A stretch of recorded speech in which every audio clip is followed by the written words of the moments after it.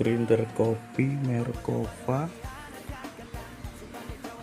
dengan kendala dinamo normal tapi gearbox penggilingnya macet, nggak mau berputar.